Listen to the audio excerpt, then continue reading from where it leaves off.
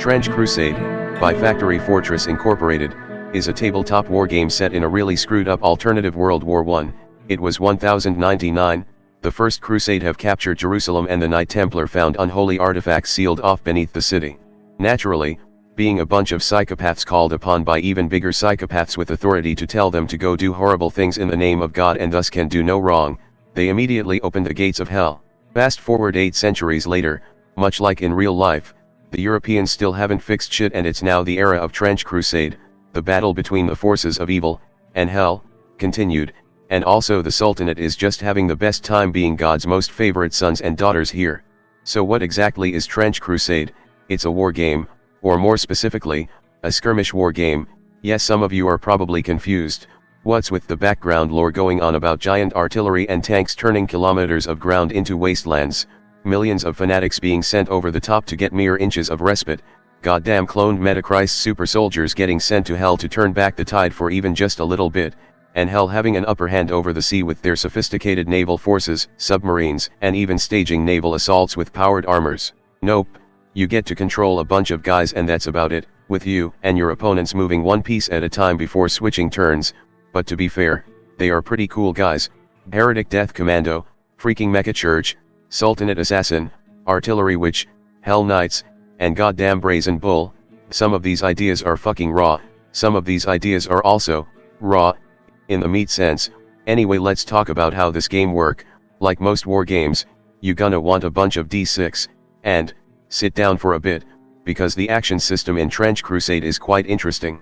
In Trench Crusade, when it's your turn, you can make a unit performs actions, plural, as many as you want as long as you don't repeat them, unless stated otherwise. These actions include move, which split into standard move, charge to engage in glorious melee combat, and retreat to run from said glorious melee combat. Then there's dash, which is standard move that counts as a risky action. We will talk about this later. Make a ranged attack, make a melee attack, and others. In essence, you can make your unit do things like dash, charge, and rip someone's face off, shoot, move, and dash some more because the thing they shot at only got angrier, and, if you got specific weapons with assault keyword, you can shoot, charge, and stab the guy you just shot at. It's honestly quite a dynamic system, and risky action adds another layer to that. Risky action is an action that you have to roll to succeed, and if you fail, your turn ends. No if, no but, it just ends. This adds another layer to the war game. Most risky actions are worth the risk to get that big payoff, whether that's moving across the terrain quicker, or some unit-specific ones to support allies or control the battlefield. But if you fail, you will fail hard, and that's gonna be at the back of your mind when you roll that 2d6 dice pool to try to succeed. This layer of risk is also further added on by the injury system in Trench Crusade. There's no health pool.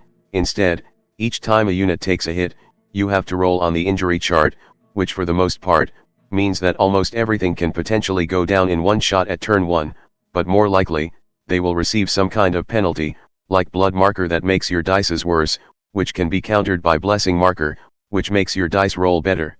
This is why dash is a risky action, when almost anything can go down in one.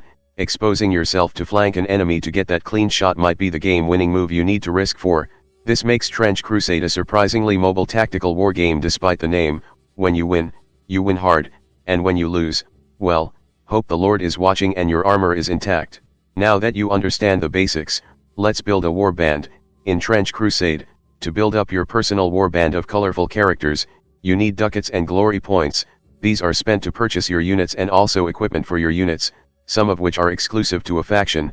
And speaking of factions, there's currently 6 in Trench Crusades, 3 not on the side of hell and 3 that are, so let's talk about them in quick succession. Trench Pilgrim are insane people who hallucinates visions of God like one time and immediately goes alright, martyrdom it is. These are zealot fanatic that will charge through the no-man land just for a chance to swing an anti-tank hammer at a giant fuck-off demon because they imagine God told them to, or maybe they are really high on drugs. They also just really want to be punished. Go find a healthier hobby please. The Principality of New Antioch is for people who wants to play on the side of the church but also not be insane. For the most part, for starters, you literally need to form your warband into 2 fire teams, which speaks a lot for how you play New Antioch already. You can also get no mercy, no respite. The Emperor's light is my torch. We bring death to our enemies, brothers. You also get that Heretic Legion is exactly what it's called, the army of hell mostly made up of normal people evil enough to see the gate of hell and come back intact. The Heretic Legion is also sophisticated as hell. You get Death Commando wearing stealth suit that can hide from God, fucking Chainsaw Wolfman that can move at the speed of massacre, and of course, artillery which, while the church supports women's right to wear whatever they want, hell supports women's wrong to throw artillery bombs at people they dislike, so who can say hell is actually bad for you? No wait, you absolutely can. The cult of Black Grail is absolutely bad for you and most people, followers of Lord Beelzebub who sometimes just goes you know what, leprosy, it's an army of putrid disease and other disgusting things you can or cannot imagine, and hopefully cannot because, you are probably wondering why the background is just black right now. It's not, I'm showing you the various units of the Black Grail, you just can't see them because I also censored them to hell. You can look at the sky though, they are cool. The court of the Sevenheaded Serpent is for people who wants to play as demons and also, you know, not be Black Grail. Man, this sure is reminding me of the hit biopunk game, Doom. Some of the units of the court also has access to goetic magic, dark magic that can bend reality or bend people to their will, and also maybe teach people how to actually spell it because I sure as fuck don't.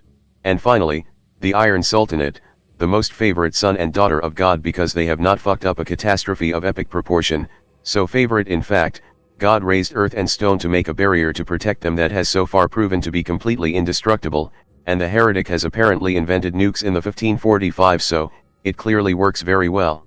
They got alchemists that can glimpse into the beyond, artificial creatures so smart they got depression, assassins so high on drugs they can split through reality and time to kill someone, and Brazen Bull, just Brazen Bull. Within each factions are also warband variants to further change things up to suit the player's need, like Knights of Avarice to crush the faithful with the power of Money Gang Wizard, the House of Wisdom for Iron Sultanate to use the ultimate wisdom of throwing lions at your opponents, and Air Rangers to use the power of God, Fae, and so much angers to strangle the heretic to death. And from here on, you can set up various scenarios with your opponents and have your warbands start shooting up each other. There's also rules for a campaign mode, where you and your opponent can earn ducats and glories based on your performance to improve and sustain your warband as part of a campaign, though the rule for campaign mode is kinda everywhere right now, it's why it's a playtest after all. And that's basically it on Trench Crusade, a hellish skirmish wargame that can probably be played without trenches nor crusades. So, I have a lot of intrusive thoughts, and sometimes, they won, and this is the result. Trench Crusade is interesting, its setting, its mechanic, but really, the main reason why I review this is because it's free, making Trench Crusade incredibly accessible compared to other extremely costly options, and also because Brazen Bull. I'm not exactly a wargame player, but hey, to those that want to start doing it, you can definitely give Trench Crusade a go. Anyway, you can get Trench Crusade right now through its main website and then download the current playtest rules, along with lore primers and other things. That's all for now, and I will see you all next time. Hello there, if you like this video, please subscribe and click that notification bell button. If you want to see the videos early as well as further support my channel, you can join in my Patreon page, or buy me some coffee, links in the description. Anyway, have a nice day.